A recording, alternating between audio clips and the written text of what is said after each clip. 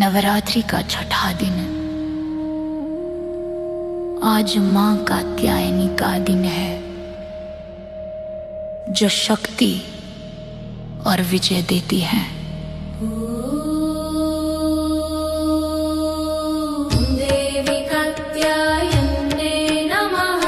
ओम देवी कात्यायन्ने नमः। ओम देवी कात्यायन्ने नमः। ओम देवी कात्यायन्ने